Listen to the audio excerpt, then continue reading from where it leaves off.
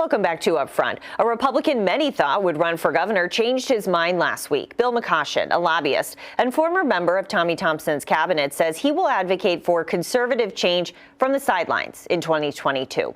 More than a dozen people have filed campaign registration statements for governor, the highest profile among them being Democratic incumbent Governor Tony Evers and former Republican Lieutenant Governor Rebecca Kleefisch. We're talking about the state of the race now with our editorial partner, J.R. Ross, editor of WisPolitics.com. JR, we always love having you on this show. You have great insight. So let's talk about this race now and where it stands.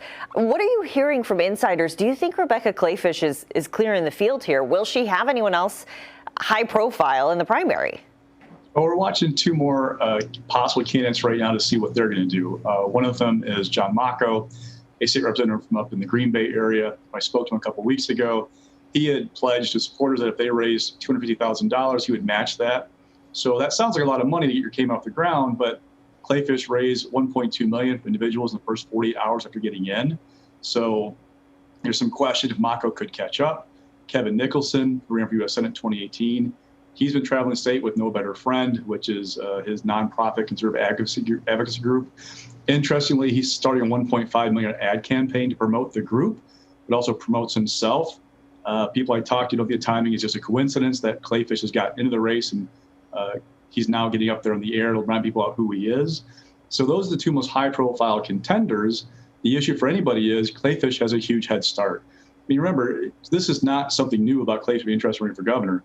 She created a PAC in 2020 to help Republican candidates. She created a nonprofit advocacy group, 1848 Project. She's been doing events. She has done the homework. I mean, in fact, talking to people, they are pretty sure that she convinced herself right after losing re-election in 2018, she's going to run for governor in 2022. So this has been a long time coming. She's done the homework. She's put in the foundation in. It's going to be hard to catch her unless you are somebody like Kevin Nicholson, who has a huge financial backer. Remember, Dick Uihlein, Illinois businessman, really went to bat for him financially in 2018, that Senate race. Money cures a lot of ills in politics and help you catch up. But barring that, Kleefisch is really out in front of the field by quite a bit right now. Somebody's going to have to catch her. And in his statement, Bill McCoshen said that Republicans need a primary to win in the general.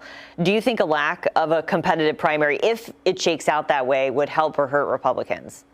Well, it's a good question. Now, what Bill was talking about was 1986, Tommy Thompson, then a state representative, won a five-way primary, beat Tony Earl.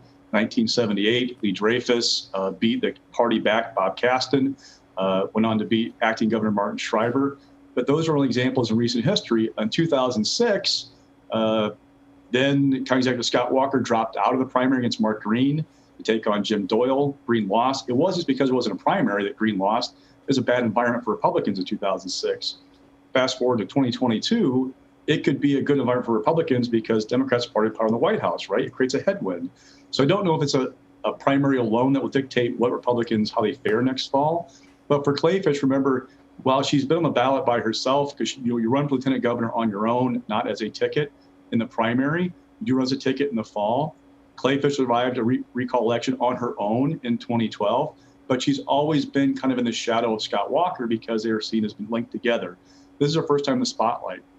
How will she fare with that intense glare on her? And will she have good answers to questions?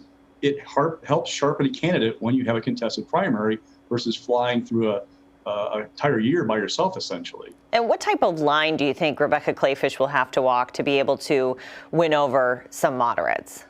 That's a good question. There's this kind of fascinating debate in Republican circles about if you could find a candidate who espoused Donald Trump's policies without carrying the Donald Trump baggage, could you create a winning coalition of rural voters who were jazzed up by Trump's policies and suburban voters who were turned off by his personality? A good example that kind of what hitched for maybe Kleefisch is soon after announcing officially she's going to run, she said she would sign a basically abortion bill banning abortion after a fetal heartbeat was detected. It was around 6 weeks. Now, if you look at suburban voters, especially college-educated women, that's not a real popular policy. Now, I'm not saying it's going to make or break her candidacy. If you're trying to build that coalition, how does that help the suburban voters, especially in places like Milwaukee? That's a good question, especially when Kleefisch has a field by herself right now. Should she tack toward the middle now and focus on pocketbook issues alone, Or does she need to keep talking up social issues to jazz up the base? I mean, let's face it, Republicans right now are talking about abortion, critical race theory, protecting funding for police, all these kind of like buzzwords you've seen in the last year. You know, where should she be between now and next August if she doesn't have a primary? Because the ultimate goal is win the governor's office in November 2022, not just the GOP nomination. Right. Okay. J.R. Ross with WisPolitics. Always good to see you. Thank you. Anytime. Next, a new controversy in the race for Attorney General.